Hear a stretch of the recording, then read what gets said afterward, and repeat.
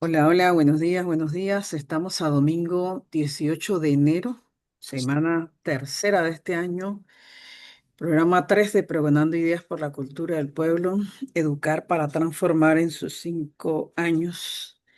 Y bueno, hoy continuamos una segunda parte, como lo anunciamos la semana pasada, aquí reflexionando justamente con un especialista de esa visión que desde el derecho y, hombre, de todo lo que entendemos como el imperio de la ley, donde se ha erigido la vida social, cultural, política de los últimos 350 ya 400 años, profesor, y que bueno, parece que por circunstancias de crisis propias, sistémicas, pero que esta vez son realmente muy profundas.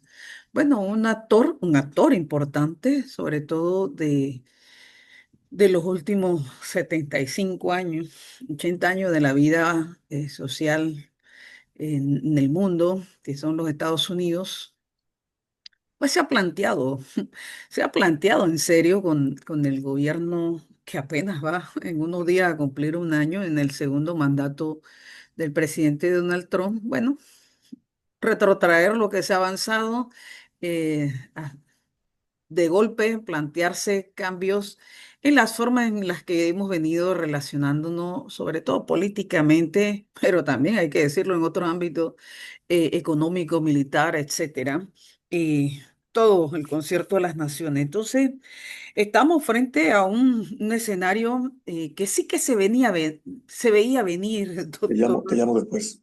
Víctor Vega Reyes, pero que se están realmente precipitando los hechos, sobre todo en los últimos meses del año pasado, del 2025, y los días que llevamos, 18 días con hoy apenas de este 2026, de manera muy acelerada, muy vertiginosa. Y bueno, por supuesto, habrán potencias que sin duda alguna por los siglos que llevan de existencia frente a estos cambios, eh, enrumbar digamos, de alguna manera tomar postura frente a ellos, otras realidades más nuevas en el tiempo, digamos, ¿no? Como el caso de la República de Panamá, además con las realidades concretas con que nació el Estado Nacional Panameño, pues situaciones como estas, estos embates, no necesariamente nos encuentra en una mejor posición, ¿no? Frente al quehacer de ese vasallaje, hombre, que no hay que denominarlo de otra manera, del imperialismo estadounidense con una postura políticamente muy clara de neocolonización, no solamente de los territorios del continente americano, sino que parece que más allá de su hemisferio occidental, ¿no? Por las situaciones que hemos venido abordando aquí, sobre todo el año pasado, en este programa con muchísimos invitados, incluso con usted, doctor. Y la semana pasada estábamos haciendo, sin duda, es necesario en momentos como estos hacer historia de, porque hay que resignificar los hechos, resignificar los actores y ponernos en contexto en el momento en el que nos encontramos. Pero antes de arrancar con los pensamientos de la semana, yo estoy obligada como socióloga, como profesional de las ciencias sociales, como docente universitaria, como feminista y por supuesto que como luchadora social, realmente un día como hoy tengo que reivindicar sin duda alguna ese legado histórico que no es solo para las cubanas y los cubanos, no es solo para la América Latina, es para el mundo entero. Ese legado singularísimo de coherencia de ese proceso con sus altas y sus bajas, pero de ese extraordinario proceso revolucionario de Cuba que lideró aquel grande Fidel Alejandro Castro Ruz y que hoy una vez más demuestra en el tiempo la coherencia y la disciplina de un pueblo como el pueblo cubano que hoy, la verdad que tenemos que reivindicar una vez más todos aquellos, hombre, que se disten de intentar inteligir el conocimiento de las realidades sociales en las que vivimos y en la historia también, eh, que no puede nadie, ni sus detractores soslayar. Así que mis respetos para el heroico pueblo cubano en ese recibimiento de esos 32 héroes que sin duda alguna reafirman la esencia de la Revolución cubana, que son un ejemplo para el mundo entero, ¿vale? Entonces no podía dejar de decirlo. Y mis pensamientos de la semana son tres, pero ahora empiezo con dos y luego en el transcurrir del programa, pues voy con el tercero, pero me voy con uno de Fidel que dice, yo rechazo la mentira porque sé que la ignorancia ha sido la gran aliada de la opresión a lo largo de la historia. Y seguimos experimentando esa opresión. Y que bueno, es un arma, un arma sin duda alguna para el enemigo de todos los pueblos del mundo, la ignorancia. Tenemos que volver a la historia y es lo que estamos haciendo con usted, profesor. Nuevamente, muchísimas gracias por atender la invitación de Pregonando Ideas por la Cultura del Pueblo. Y me voy con un extracto, vaya, de esa pieza, porque a partir de este momento será una pieza más de tantas piezas de esos grandes oradores que ha dado Cuba al mundo, un extracto, un párrafo de esa declaratoria con el recibimiento del presidente actual, Miguel Díaz Canel Bermúdez, a esos 32 héroes que llegaron a cielo, a suelo, perdón, bueno, y a cielo también, pero a suelo patrio, que dice así, cuando parece que el mundo entierra hasta su última utopía, que el dinero y la tecnología están por encima de todos los sueños humanos, que la humanidad se cansa. Justo en ese instante, 32 valientes cubanos ofrecen sus vidas y se agigantan en una fiera batalla hasta la última bala, hasta el último aliento. Exclamaciones de gloria surgieron. No existen enemigos capaces de amedrentar tamaño heroísmo. Y arrancamos con usted, doctor, porque seguimos. Es necesario e imprescindible repasar la historia para entender el momento actual que vive la humanidad entera. Bienvenido, doctor Víctor Vega Reyes. Saludos.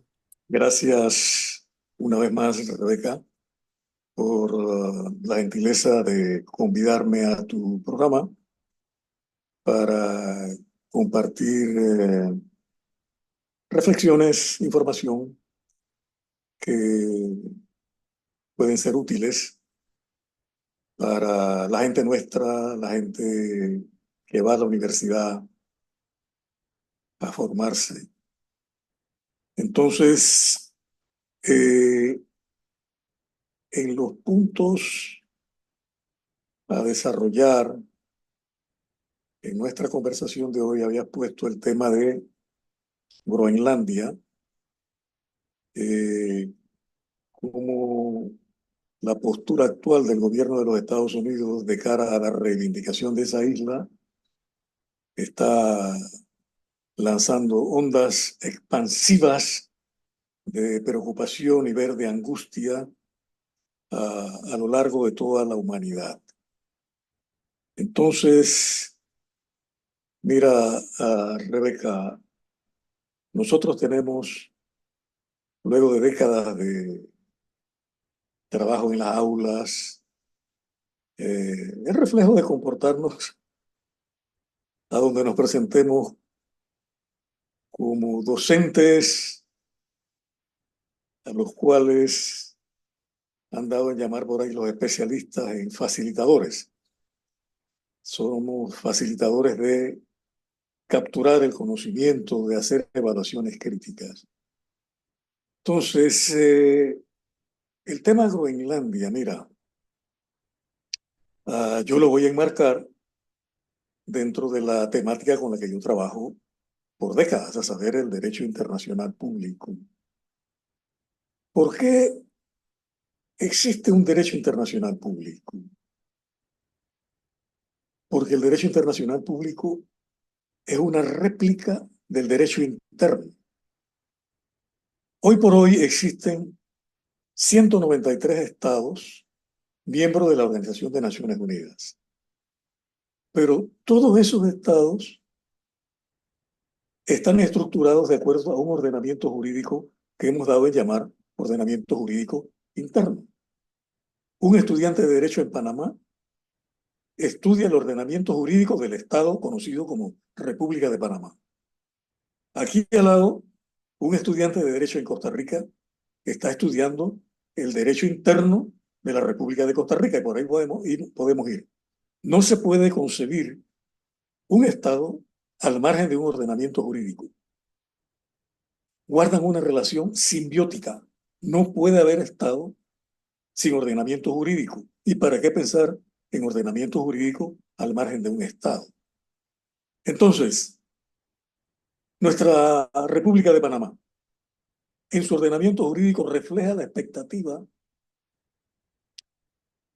de siglos de evolución en la convivencia de los seres humanos, a saber, la expectativa de la seguridad. Todos los estados trabajan en el tema de la seguridad a nivel interno.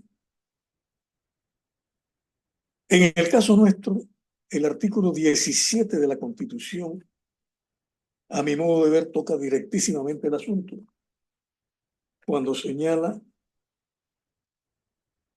que las autoridades de la República de Panamá están instituidas para proteger en su vida, honra y bienes a los nacionales donde quiera se encuentren y a los extranjeros que estén bajo su jurisdicción, asegurar la efectividad de los derechos y deberes individuales y sociales y cumplir y hacer cumplir la Constitución y la ley. El verbo fundamental en ese artículo 17 es proteger. Y con toda probabilidad, si abrimos la Constitución de Costa Rica o de Colombia, habrá una disposición en donde el Estado se compromete a darle protección a sus nacionales. Tanto es así que, sin necesidad de pisar una facultad de derecho, los pueblos reconocen a sus estados con expresiones que reflejan la obligación del Estado de dar protección. Nosotros, acá en nuestra cultura y con nuestro idioma, hemos recurrido a la palabra patria. Patria está conectado con el tema pater. Un padre protege.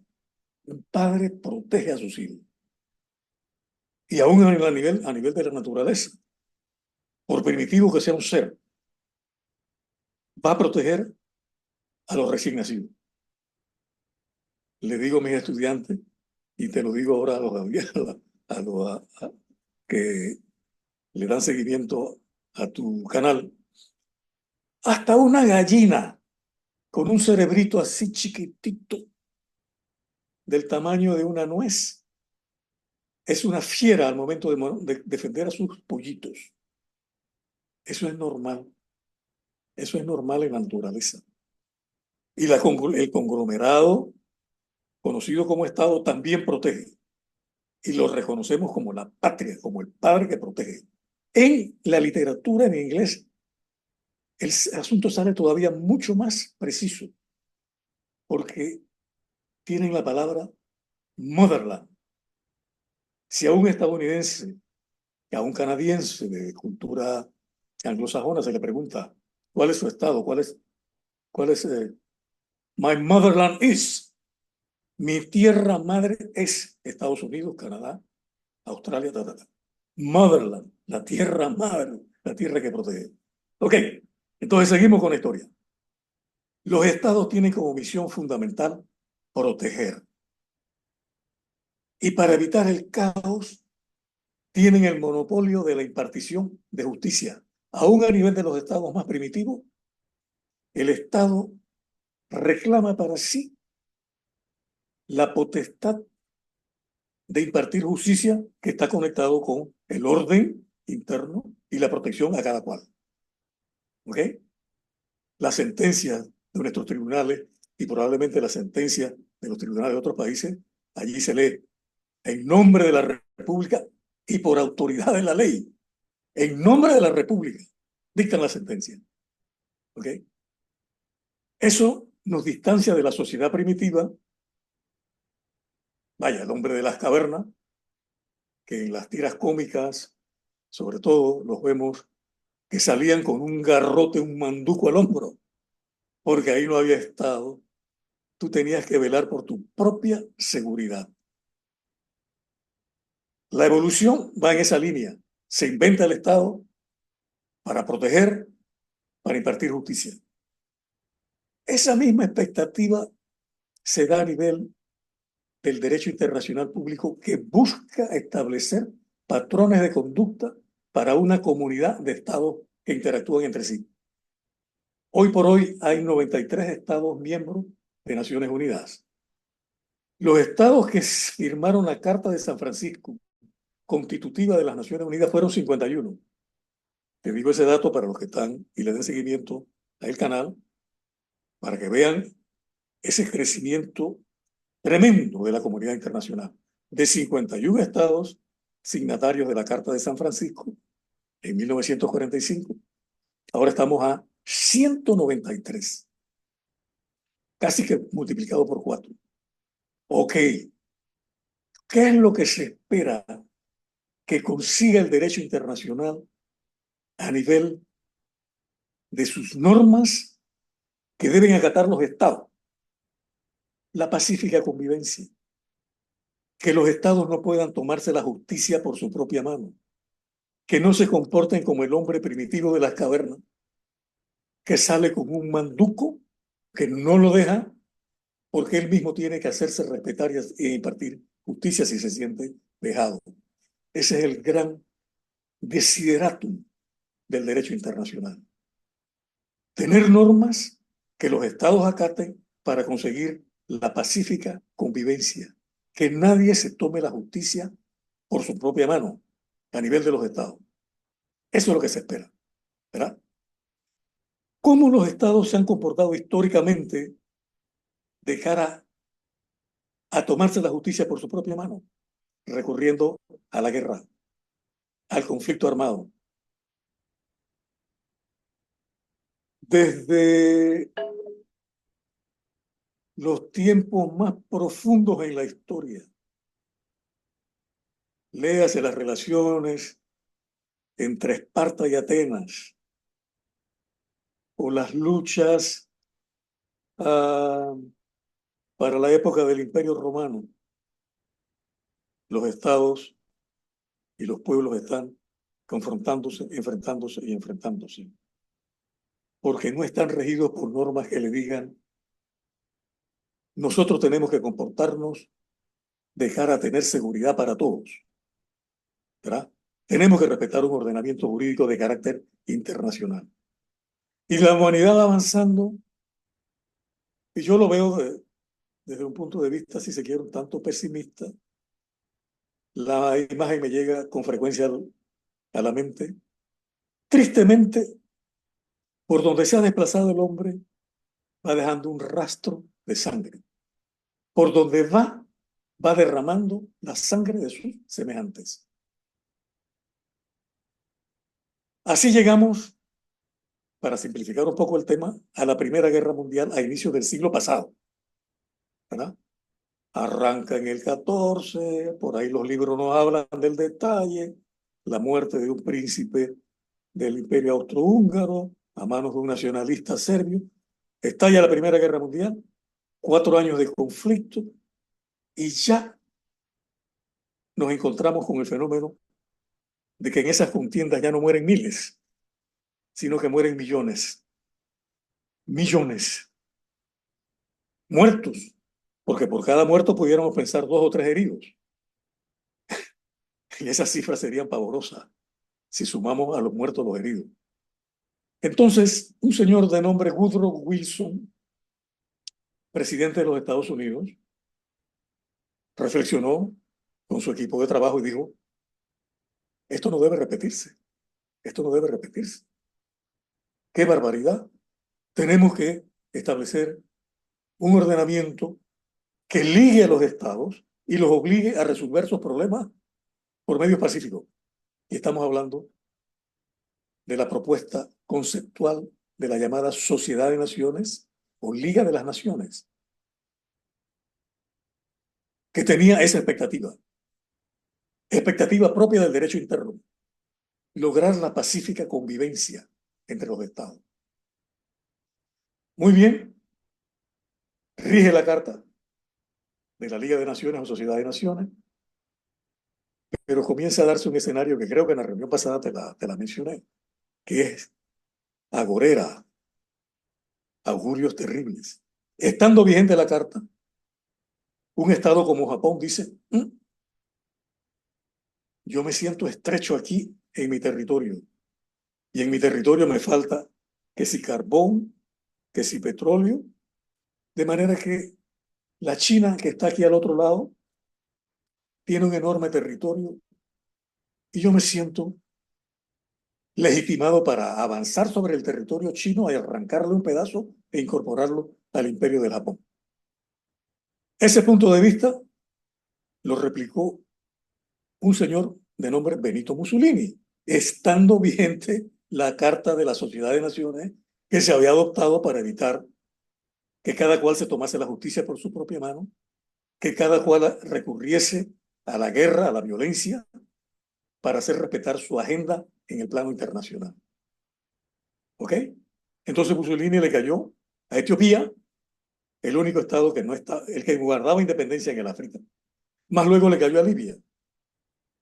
Y estos eventos en la década del 30 del siglo pasado, como que llegaron a los oídos de un triste personaje del nombre Adolfo Hitler, quien elaboró un pensamiento más sofisticado y una legitimación de lo que iba a ser el comportamiento de la Alemania dirigida por el partido nacional socialista, y dijo, la raza alemana es la raza aria superior, necesita un espacio vital para desarrollarse, y luego nosotros vamos a recuperar el territorio de nuestros vecinos inmediatos, particularmente de los eslavos, para que allí se pueda desarrollar a plenitud la raza aria, en detrimento, y él lo detalla muy bien, porque él lo hizo en su libro autobiográfico Mi lucha, en detrimento de los pueblos eslavos. Al inicio le fue muy bien, hay amplia documentación, fue por lana, terminó trasquilado, pero la factura que tuvo que pagar la humanidad fue horrible, fue horrible.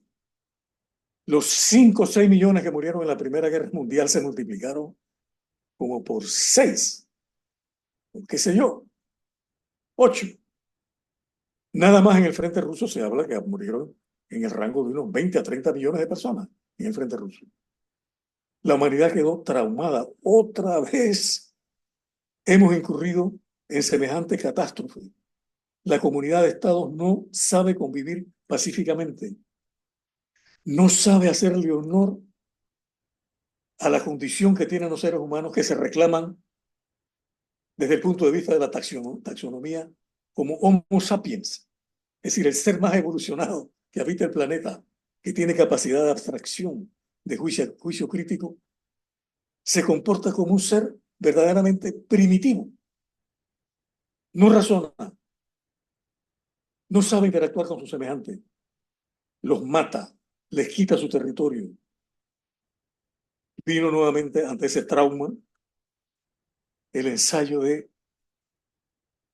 recuperar un derecho internacional que le dé un balón de oxígeno a la humanidad, que le cree tranquilidad, esperanza, y surge de las cenizas calientes de la Segunda Guerra Mundial la Carta de las Naciones Unidas firmada el 26 de junio de 1945 en la ciudad de San Francisco, California, Estados Unidos.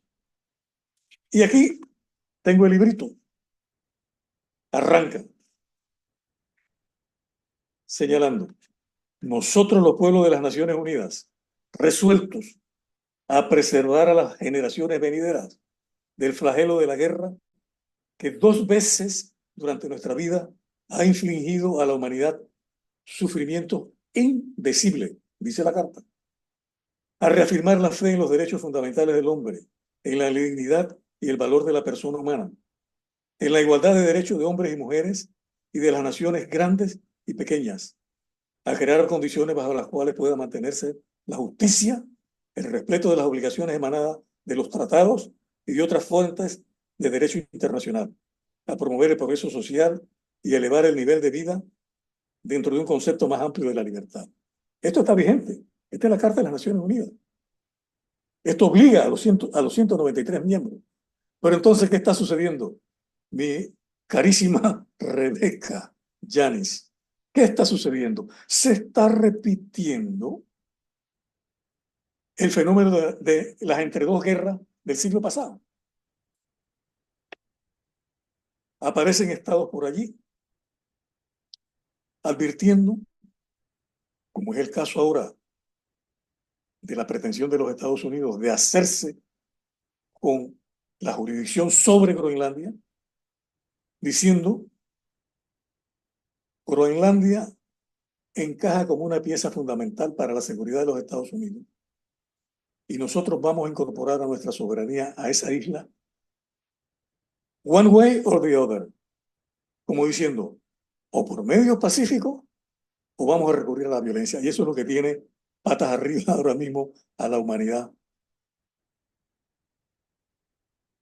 Ahora, Groenlandia, espérate, ahorita te paso ujú, el violín. Groenlandia estaba ahora mismo bajo la jurisdicción y la soberanía de Dinamarca.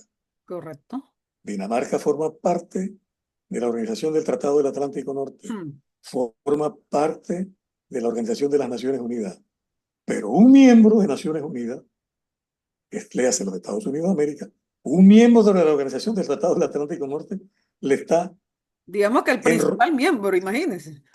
enrostrando un discurso que va en contra plenamente de esto. Tú cedes la isla, cueste lo que cueste. Y en No, ese drama y además estamos. va en contra del propio tratado de la OTAN, ¿eh? Sí, porque Que el a tratado un dice miembro agredido, todos somos. lo que estamos viendo en las redes, famosísimo artículo quinto. La agresión contra un miembro de la OTAN será considerado como un bien, como una agresión contra todos. Es De correcto. manera que todos tienen que rechazar la agresión. Pero entonces, ¿quién Vaya, iba a pero lo imaginar? inédito es que el agresor es un miembro. Sí, pues. Y el principal, como lo acabas de decir, él está diciendo, pásame la isla, de lo contrario, yo llego con mi ejército allá y la ocupo y me hago de ella. Entonces, es el ambiente Uy, de entre las dos guerras que terminó con la Segunda Guerra Mundial. Siento que verdaderamente, como te utilicé la expresión en la reunión pasada, la humanidad entera está caminando al borde del abismo, al borde del abismo. ahora, Eh, profesor, haciendo un paréntesis muy interesante, porque de eso se trata este programa, de que la historia nos permita, como herramienta, entender el momento en el que nos encontramos. Lo cierto es que esa Primera Guerra Mundial, cuando se llegó a esa Primera Guerra Mundial, había una recomposición del mundo que venía del siglo XIX y un tanto antes, configurado bajo preceptos de imperialismos coloniales. Vaya. Y que a pesar de de esa Primera Guerra Mundial, continúa el mundo sobre ese gran parámetro, ¿no? Que obviamente obligó a una Segunda Guerra Mundial y que a partir de ella, entonces se instauró un mundo desde una visión bipolar, ¿no? Una división ya, en dos vertientes y que bueno, parece que la humanidad, el imperio de las naciones y todo esto que estamos hablando, nos adecuamos a ese a esa nueva visión del mundo. Pero bueno, vienen los 90, el 90, la caída de la Unión Soviética, etcétera, de esa otra parte de ese mundo que nos veníamos pensando bipolar y ahora, bueno, pues, ahora surge después de una visión unipolar del mundo que parece que la habíamos asimilado del 90 para acá y decíamos, bueno, hay que esperar 100 años a que los Estados Unidos sean la potencia del mundo. Vaya, todo el mundo estaba en esa dinámica. No, pero bueno, ahora resulta que buena parte del mundo, de la humanidad, han definido, y no ayer, no con la agresión militar de Estados Unidos a Venezuela, lo que están haciendo en Medio Oriente, no con la agresión de Israel a Palestina. No, hace un rato hay una buena parte del mundo que piensa que podemos plantearnos ya otra visión distinta a la unipolar que viene dominando en los últimos años, o sea, el 90 para acá, estamos hablando 40 años, ¿no? Bueno, 40 años. Entonces, nada, ahora nos hemos planteado que podemos tener en este siglo XXI un mundo multipolar. Y vaya, obvio, el unipolar se resiste. Ya, mira, Rebeca, otra reflexión que quiero compartir contigo y obviamente con los que le dan seguimiento al canal. Los traumas de la humanidad por razón del conflicto armado, la guerra, bueno, de todas maneras, empuja al ser humano a usar su intelecto, a honrar en alguna manera aquella calificación que se atribuye de Homo sapiens. Y o tengo en mente los conceptos de dignidad o derechos humanos y el tema de la opción de los pueblos de organizarse en tanto gestado. Es decir, un pueblo sometido al régimen colonial, por numeroso que sea, eso implica infringir la dignidad de las personas sometidas al régimen colonial. Concretamente, la Primera Guerra Mundial ya abrió una rajadura enorme en las relaciones internacionales desde el momento que vio, al terminar la Primera Guerra Mundial, la desaparición de dos grandes imperios coloniales, a saber, el Imperio Austrohúngaro y el Imperio Otomano. ¿Ok? Es poco conocido, a mi modo de ver, y por la experiencia acumulada ahí en la universidad, tenemos muy poca percepción, una pobre percepción de lo que fue el papel del Imperio Otomano a nivel del desarrollo de la humanidad. Es un imperio de lo más curioso. Quienes inicialmente, desde el punto de vista étnico, conformaron lo que con el tiempo sería un Estado que iba a someter a pueblos europeos y que sometió al mundo árabe prácticamente a su totalidad. Un pueblo que se desplaza del extremo oriente, que es como quien dice pariente de los mongoles, de los chinos, en fin, los mongoles en general, avanza hacia Europa conquistando, conquistando, ¿ok?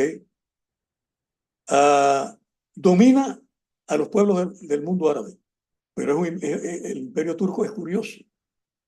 Domina a los árabes, pero se deja islamizar, adopta el Islam y adopta la escritura árabe. ¿Quién se da cuenta de que eso no eran buenas noticias para lo que quedó del imperio turco después de la Primera Guerra Mundial? Un caballero que es el héroe de los turcos hoy en día, de nombre Kemal Atatürk, que organiza lo que quedó del imperio turco, en tanto que Estado no confesional, un Estado seglar, rechaza el uso y la escritura del idioma árabe. Como quien dice, se occidentaliza, agarran el alfabeto nuestro y separan el Estado de la religión. ¿Ok? Pero a todo esto, el imperio turco, luego de esa Primera Guerra Mundial, vio que se desmoronó su imperio. Y pudiéramos después ver cómo eso va conectando con el caso panameño, Ese es para un porque programa, doctor. Ese es Egipto, para un programa. Egipto formaba parte del imperio turco. ¿Ok? Entonces, el otro imperio que se desmorona es el austrohúngaro, que le causaba mucha molestia a Hitler, que consideraba que Austria, en tanto que Estado poblado por alemanes, que él veía como la raza superior, estuviera contaminándose con los eslavos, que tuviera a los pueblos de lo que fue en un tiempo Yugoslavia bajo su control. Cuando tú lees mi lucha de Hitler, él resiente eso. ¿Por qué mezclarse, como que dice, con esa chusma, con esos eslavos? Bueno, se desmoronó el imperio austrohúngaro, Hungría se fue por un lado, y los estados Bohemia y los estados de la que con el tiempo fue Yugoslavia, se hicieron independientes. Vamos ahora y saltamos a la Segunda Guerra Mundial, buscando siempre el hilo conductor, derechos humanos y derechos de los pueblos a la autodeterminación. La Segunda Guerra Mundial vio el desmoronamiento de los imperios coloniales, por así decir, clásicos. Para el tiempo de la Segunda Guerra Mundial, y eso se lo digo a los estudiantes míos, no se dejen engañar por ese paisito que ustedes ven ahora con forma de pera, allí frente a la Europa, en donde está sentada la Inglaterra. Esa fue la metrópoli de un imperio colonial, el más grande que conozca la historia de la humanidad. Y ya en la reunión pasada te toqué el tema, cómo se explica el surgimiento del imperio inglés por el dominio de los mares. Inglaterra llegó a controlar indiscutiblemente los mares, que cubren las 2/3 partes del globo terráqueo. Entonces, llegan con sus naves de artillería complicada y se van apoderando de lo que quieran.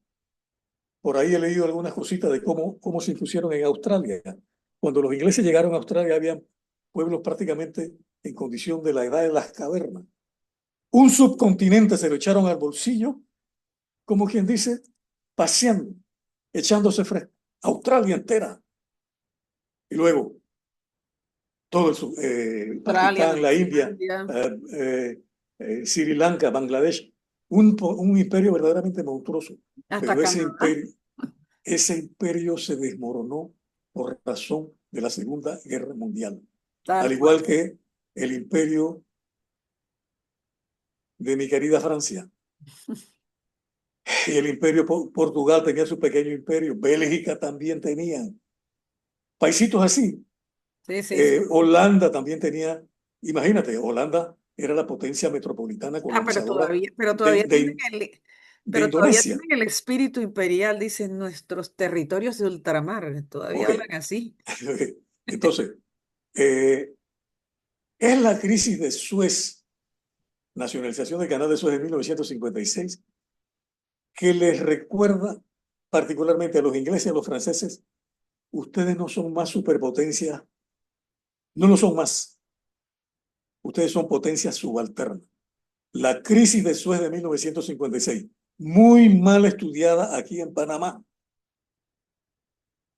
marcó el inicio del mundo bipolar, porque estábamos en plena Guerra Fría y el señor Eisenhower al frente de los Estados Unidos y el señor Nikita Khrushchev al frente de la Unión de Repúblicas Socialistas Soviéticas, en la parte más álgida de la crisis internacional que implicó la invasión al canal de Suez por parte de Inglaterra, Francia e Israel, en la parte más álgida, cuando ya estaba el canal ocupado, soviéticos y estadounidenses se pusieron de acuerdo, hicieron el amarre diplomático y le dijeron a los franceses y a los ingleses: ustedes tienen que respetar la nacionalización de la Compañía Universal del Canal Marítimo de Suez.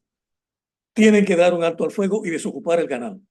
Ese es el nacimiento del mundo bipolar, que conecta mucho con la situación panameña. Pero aquí, Tenemos que hacer ese de repaso, repente, profesor, con de urgencia. repente, me da como ganitas de decir, aquí ante lo obvio, insistimos en mirar para otro lado.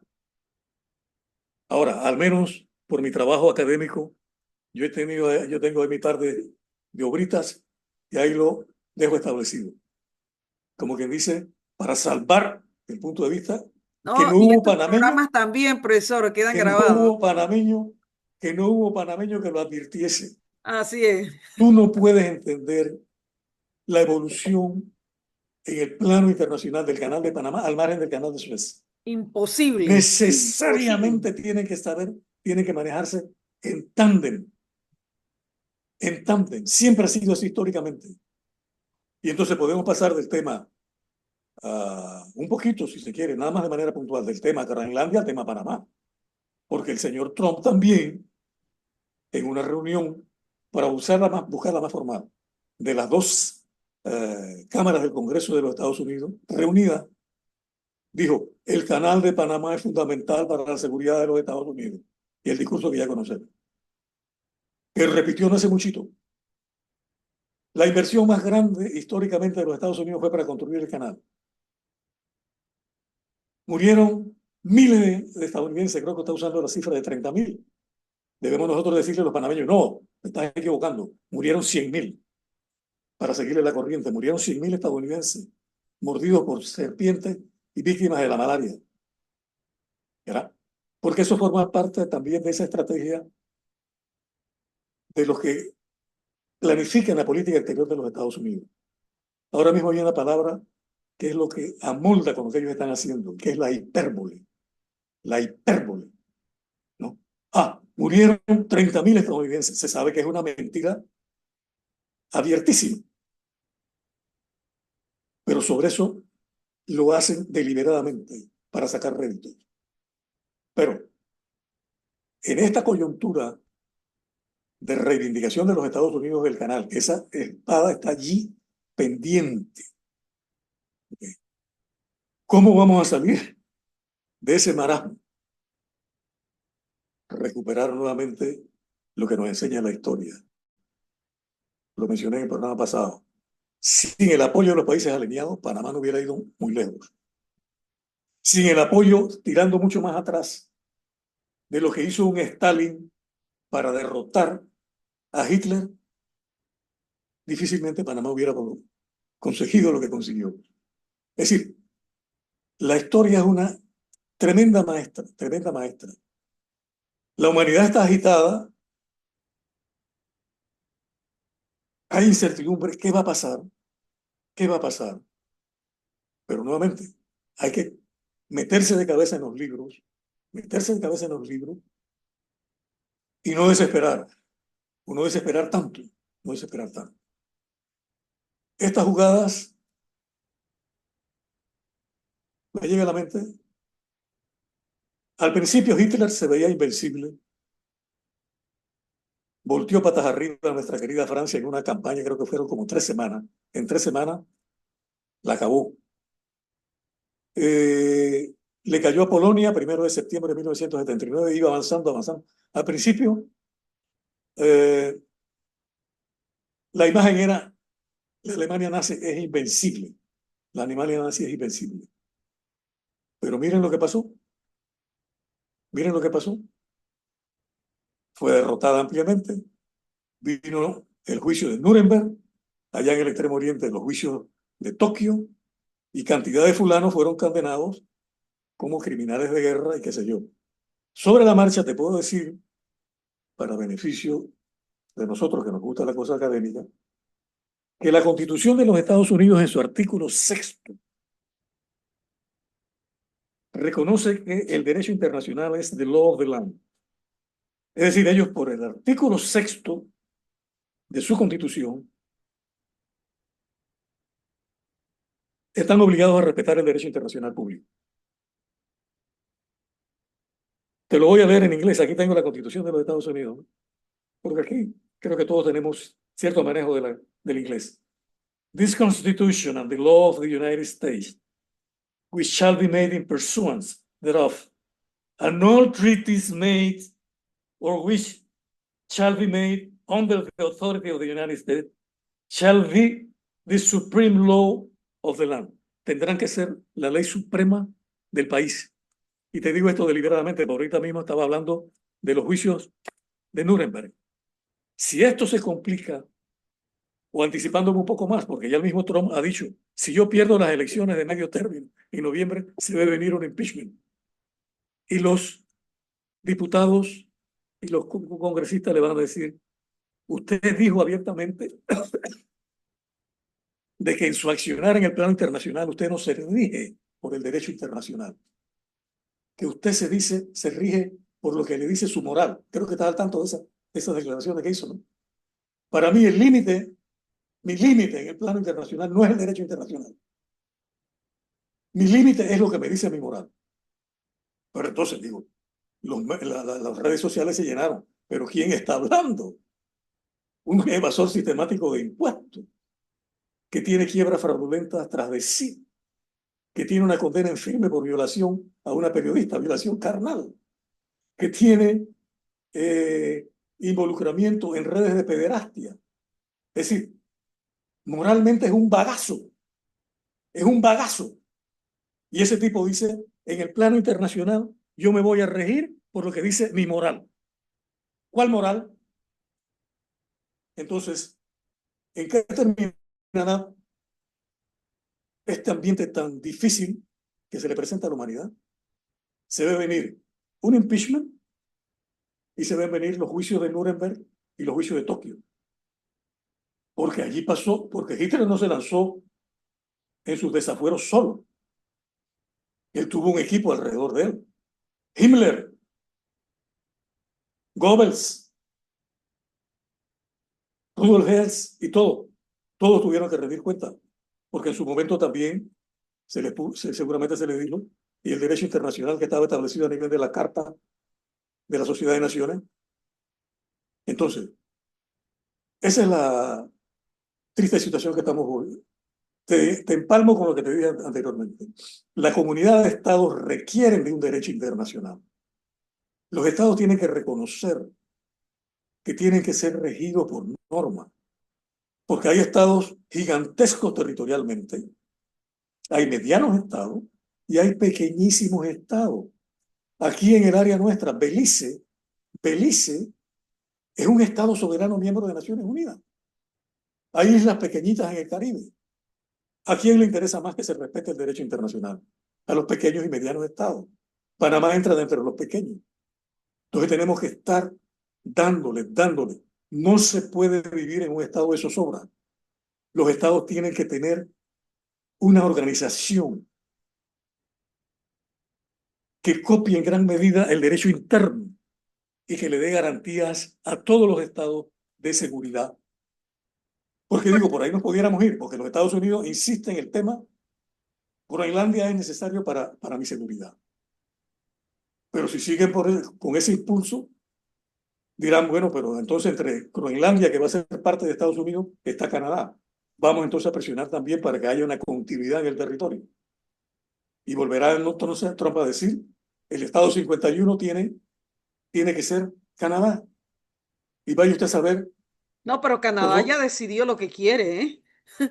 Ya decidió lo que quieren y fueron esta semana, hace unos días, a China y han logrado una alianza, la verdad que histórica, ¿eh? Con China en materia comercial, pero que eso tiene implicaciones políticas, por supuesto, porque así como los Estados Unidos, presidente de Estados Unidos había planteado prácticamente una ruptura de los acuerdos del Pemex, ahora, bueno, Canadá en ese mismo sentido, pues hace lo propio. Se plantea una redirección de toda su plataforma de económica en materia de exportaciones. Entonces, sí que estamos frente a un escenario, digamos que yo inédito, espero yo doctor. espero que la borrasca no llegue al plano de la confrontación, que implica, entre otras cosas, el uso del armamento atómico, sería muy trágico. Eso representaría tanto sufrimiento. Yo espero que la borrasca se calme, que prevalezca el sentido común y que se acepte el discurso que se está diciendo. El mundo tiene que tener distintos polos de poder. No puede haber un Estado que se sienta con capacidad de regir sobre los pueblos del mundo, de tener la actitud del domador de fieras en el circo, que entra a la jaula y le dice al Estado B, sube tal butaca, y le chasquea el látigo. Al otro Estado, súbete a esa otra butaca y le chasquea el látigo. Más o menos así tenemos un comportamiento. Esa es la realidad. El látigo son las sanciones. El que no está alineado con las expectativas del Estado que se emborrachó con la opción de ser la potencia hegemónica única, tan borracho de eso, ¿no? Entonces, chasquea el látigo, sanciones, tienes que hacer lo que yo te digo. Tú dijiste que pudiéramos hablar después, más adelante, sobre el caso Venezuela, pero eso tiene incidencia directísima a nivel del derecho, porque públicamente también el señor dice, yo voy a gobernar Venezuela por medio de mi equipo. A los que están en Venezuela les estoy diciendo, miren que yo les he mandado una primera oleada que ha implicado la destrucción de esto, lo otro, lo otro, lo otro. Yo puedo mandarles una segunda oleada si ustedes no se alinean. Ese es el comportamiento Hiroshima y Nagasaki. A los japoneses les dijeron, miren lo que acaba de pasar sobre Hiroshima, la borramos de la superficie del terrestre. ¿Van ustedes a seguir en la guerra? Y los japoneses guardaron silencio por cuestiones No, culturales que no, se tuviéramos. retiraron de la guerra, ¿eh? ¿Ok? Entonces, como no capitularon, después de Hiroshima, vino Nagasaki. Después de eso, los japoneses entendieron, es stupid seguir resistiendo un arma de esa capacidad. Porque iban a seguir borrando ciudades japonesas una tras otra.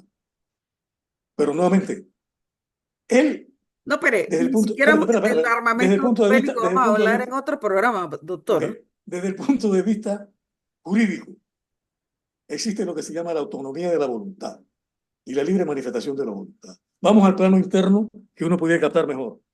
Si a ti o a X persona le dicen, tengo secuestrado a tu hija o a tu hijo, mira, pasa tal compañía de abogado y la propiedad que tienes en la playa, que está valorada en $200,000, tú me la vas a vender en 50,000. De lo contrario, yo le hago daño a tu pariente. La persona amorosa del pariente hace los trámites, vende por 50,000. La pregunta es, ¿qué se hace todos los días en derecho? ¿Ahí hay una libre manifestación de la voluntad? No. Eso fue hecho por extorsión, intimidación, coacción. En el plano internacional, también. Lo que está aconteciendo en Venezuela, ahí no hay libre manifestación de la voluntad, al menos en una primera aproximación. Porque aquí, en las relaciones internacionales, también para intrigantes hay intrigantes.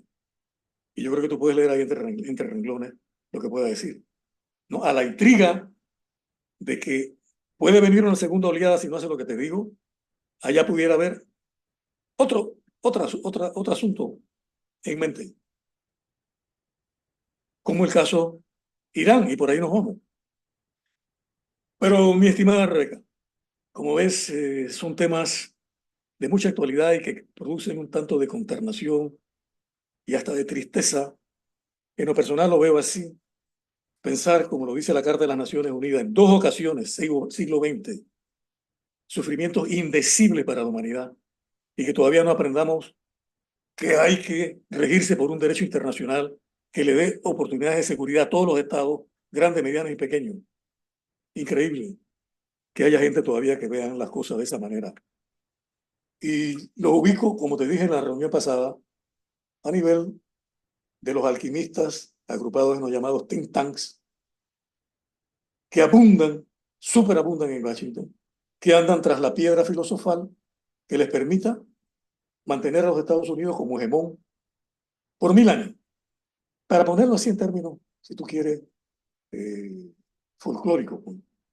Insisten en que los Estados Unidos tienen que ser el hegemón que le dicte conducta prácticamente al resto de los pueblos del planeta.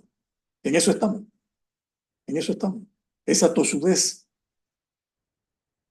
como te digo, el mismo presidente dice, usted tiene límite por el derecho internacional, sabiendo lo que dice su constitución. International law is the law of the land.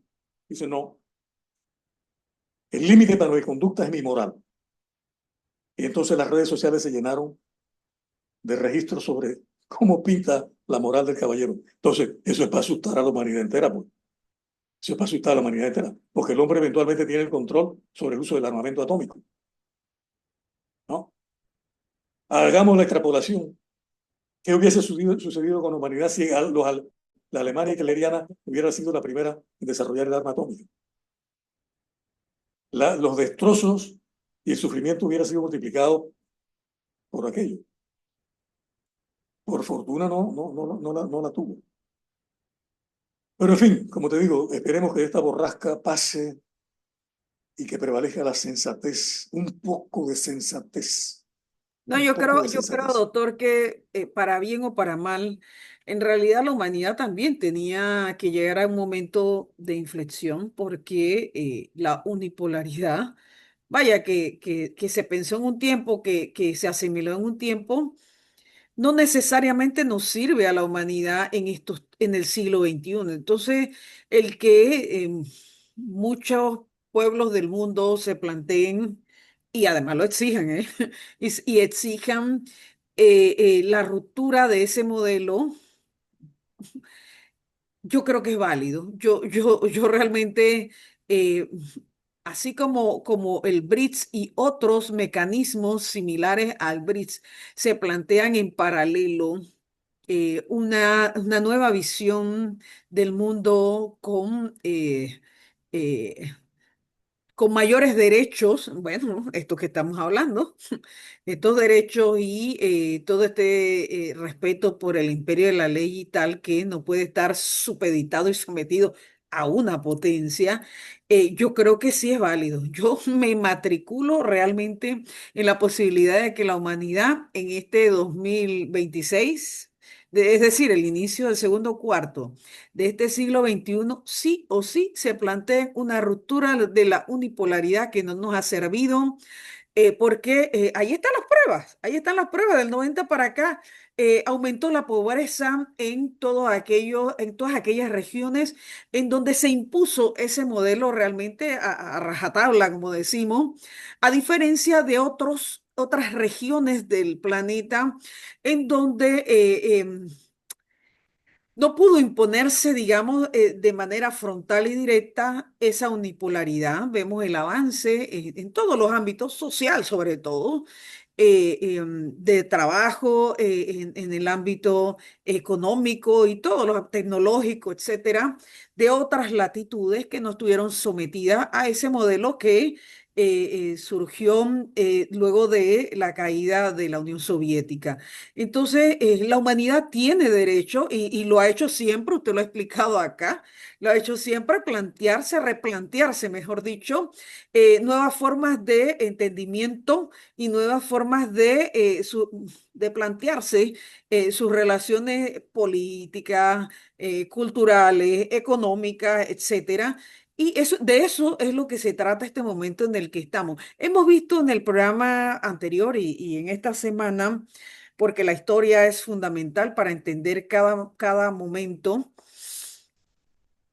esos actores, pero también esos elementos que han confluido en cada uno de los momentos de ruptura, ¿ya? De modelo. En este momento en que nos encontramos en una ruptura de modelo, es necesario hacer el repaso hacia atrás y ver la dinámica en la que nos encontramos. Vaya, como bien usted lo acaba de señalar, doctor, quienes se resisten a este nuevo orden, porque hay que llamarlo de alguna manera, ¿verdad? Como dicen, o antiguo régimen, como dicen los franceses, ancien régime. Bueno, ahora Francia nos Regime. estamos planteando un nuevo régimen de cosas, vaya, un nuevo régimen mundial. Aquellos que se resisten y que están accionando toda una serie de situaciones que atribulan, atribulan a la humanidad entera. Coincido con usted. Desistan de atribular, de atribularse a ellos mismos, pero de paso atribular al resto de la humanidad. Y reconozcan que hemos llegado a un punto de inflexión. Bueno, ellos pensaban que duraría la unipolaridad 100 años. Bueno, no duró 100 años, pues. Parece que cada vez duran menos tiempo las cosas en estos, como entendemos el tiempo, ¿no? En años, etcétera, ¿no? Bueno, su periodo fue menor y tienen que asimilarlo. No hay de otra. Entonces, lo que se impondrá, ¿qué será? No sé, no sabemos. Pero lo que en este arrebato, porque yo lo llamo arrebato y que usted lo plantea con otros términos, creo que debe cesar, coincido plenamente con usted, y que se sienten como parte de la humanidad a reflexionar colectivamente sobre lo que el resto de la humanidad, que no son ellos, nos estamos planteando para esta nueva dinámica del siglo XXI, así de concreto, que van a seguir, no sé cómo decimos, chapaleando, no sé, porque bueno, ningún imperio cuando está en su caída lo quiere hacer fácil.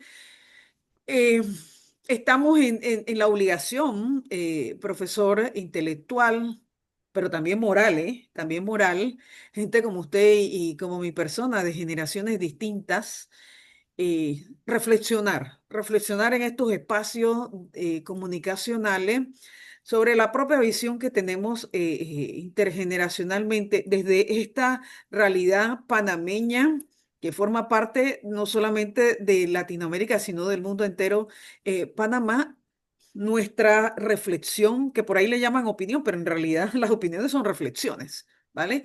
Que están fundamentadas, en el caso suyo y mío, en este programa, del repaso de la historia, tal cual. Entonces, estamos obligados, profesor, a seguir profundizando este análisis sobre el momento en el que estamos, eh, los elementos que caracterizan este momento y vaya, sin plantearnos, ni usted ni yo, directrices sobre qué sería mejor para Panamá o para la América Latina y para el mundo.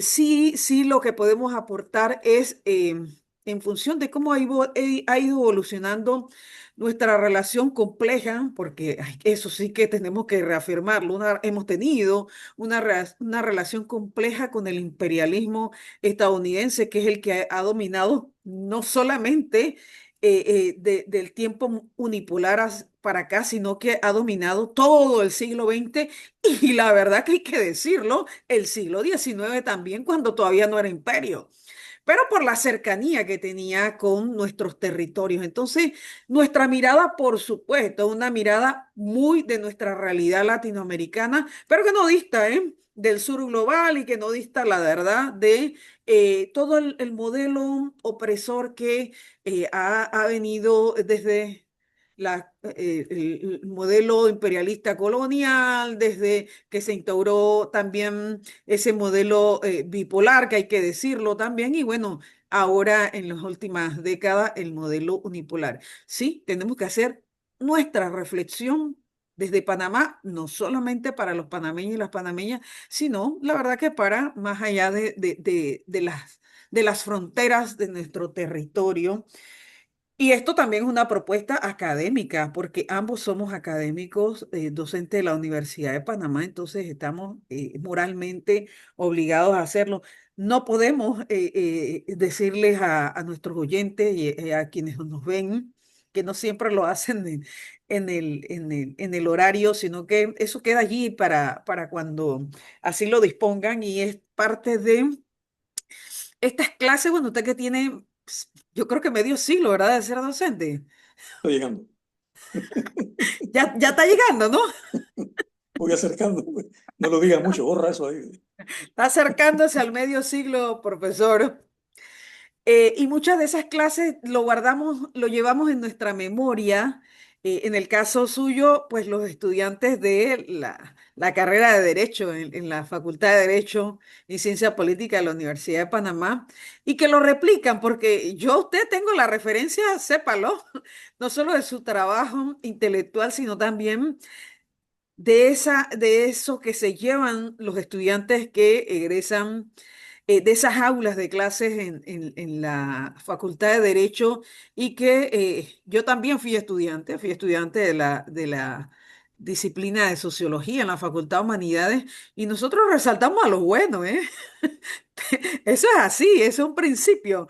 Resaltamos a los buenos y usted está entre esos y por eso tengo la referencia de todos los que pasaron por sus manos, profesor, que usted ayudó a formar en esa disciplina tan importante como lo es el derecho, porque no hay sociedad sin derecho, pero como yo soy socióloga y bueno, también ostentamos esta disciplina y la exaltamos, no hay sociedad sin sociología. Entonces nos mancomunamos, digamos, ¿vale? Claro, claro, claro, Porque existe una parte sustancial, consustancial de la vida en sociedad que está fundamentada sobre el imperio de la ley, pero también existe todo un andamiaje de las relaciones humanas y sociales que no están en el mundo de lo normado, en el mundo del derecho y que también atiende la sociología. Por eso es que la sociología es la madre de las ciencias sociales. Entonces, vaya, tenemos que estar allí de la mano el derecho. Hace poco estuvimos usted y yo en el mes de noviembre, creo que el precongreso, el 16 precongreso de Sociología Jurídica aquí en Panamá y el primer congreso de investigación jurídica, porque de hecho las leyes surgen de la vida en sociedad. eh, eh, no hay ley sin sociedad y sin eso, y sin ese espíritu de lo que surge de la misma, ¿no? Entonces, sin duda alguna, estamos siempre entrelazados, derecho y sociología. claro. Entonces, y además, me parece interesante este intercambio que hacemos nosotros. Usted sabe que cuando uno es joven, todos fuimos jóvenes, cuando uno es joven siempre tenemos reticencia a ese adultocentrismo, ¿no? El pensamiento único de los adultos y tal, y lo rechazamos por jóvenes, ¿vale? Pero luego cuando vamos madurando entendemos que tiene que haber una simbiosis sí o sí intergeneracional para entender cualesquiera fenómenos de la vida en sociedad. Entonces yo le apuesto a algunos adultos algunos adultos que con una moral de su actuar pueden interpelar conmigo. Yo lo digo así abiertamente en mi programa porque, como dice un cantautor cubano, y para los que me conocen y los que, bueno, por ahí ven este programa cuando tienen su tiempo, un pequeño espacio. Yo me muero como viví, dice Silvio Rodríguez, y no es posible, profesor, no es posible que si queremos proponer coherentemente algo, por pequeño que sea, a la construcción del pensamiento, de las formas ideológicas que deben prevalecer en este momento tan aciago de transformación profunda no solamente de la sociedad y de las reglas del juego en sociedad, sino que va más allá, que ese es un tema que está allí, pero que, claro, lo político está ahora como a flor de piel, pero estamos también en una disputa como humanidad frente a la defensa de lo humano, como con aquello de entender a la inteligencia artificial no como una competencia, sino como un mecanismo de evolución de la humanidad sin que ello implique una destrucción de lo que somos y todo lo que hemos construido en el tiempo la humanidad. Entonces, yo lo invito a usted, profesor, porque salvo que suceda y que esto no va a ser así. Yo no sé cuántos años tiene usted y no me lo diga, ni se lo diga a los oyentes, pero tiene suficiente tiempo transcurrido como para que se atreva, y la verdad que esto se lo hago muy retadoramente aquí en público, como para que se atreva a claudicar en todo cuanto ha construido en su vida. La verdad que no lo merecen, no merecen que usted claudique, doctor Víctor Vega Reyes, a esto que ha construido en una vida que sirve para mi generación, para muchas generaciones y para las generaciones que vienen detrás. Por eso que usted tiene el privilegio de estar en este programa. Así que Gracias, gracias. yo lo despido porque ya nos llegó el tiempo, nos pasamos de los minutos, pero lo despido, doctor, con una reflexión que lo obliga y sobre todo por lo emergente de este tema en este mes de enero, que parece que se la lleva a todas el mes de enero, a que nos veamos la próxima semana porque estamos obligadísimos. Creo que el tema, hay otros temas que tenemos que atender con urgencia la próxima semana y es cómo la comunidad internacional eh, y el derecho internacional va a atender en esta semana, que lo estoy anticipando, temáticas como aquellos acuerdos que tenemos en materia de armas de destrucción masiva que van a estarse discutiendo esta semana, entre otros temas que todavía nos falta abordar, y entonces lo convido a que nos juntemos la próxima semana, probablemente el sábado, para grabar el programa del domingo. ¿Le parece, doctor? Ahí coordinamos, ahí coordinamos. Antes de cerrar, hay un momentito ahí. Este librito recoge el documento fundamental de las relaciones internacionales. Aquí cabe la carta, esta es la Carta de las Naciones Unidas. Esto es garante de la pacífica convivencia. Requiere de ajustes, obviamente, pero aquí hay una cantidad de principios y de mecanismos que no se pueden tirar a la basura. Esto requiere ajustes puntuales, pero esto es la garantía de la pacífica convivencia. Eso es la reflexión final. Vale.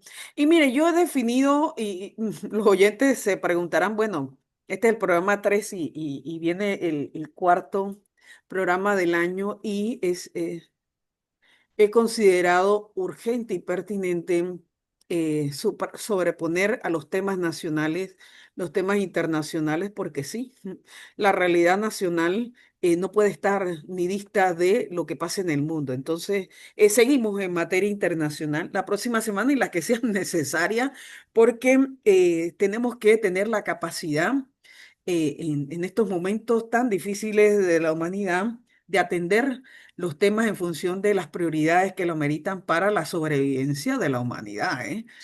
No es por antojo ni suyo ni mío. Entonces, estamos obligados la próxima semana a ver lo que acontezca durante la semana y reflexionarlo en el fin de semana.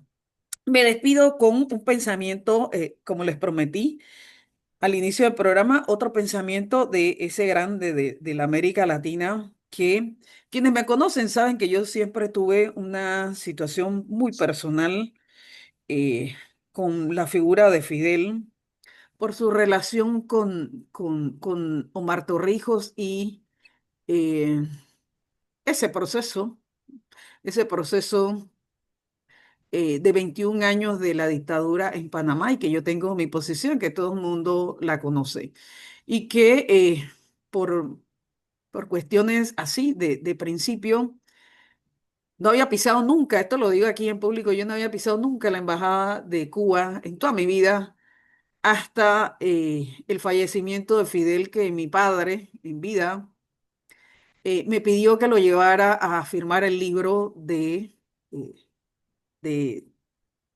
Dolencias. que hubo en todos los países. Yo no sé si usted fue, él quería firmar el libro de ese recogimiento por la pérdida de Fidel, que mi papá tenía su propia percepción de esa figura, que yo también históricamente la reivindico, pero políticamente, la verdad que esa ha sido la única vez que he pisado la Embajada de Cuba, y que esas revisiones que tenemos que hacer individualmente, las revisiones profundas que tenemos que hacer individualmente, y que yo también las hago, estoy en ese proceso. Por ahí lo conversamos, profesor, fuera del programa.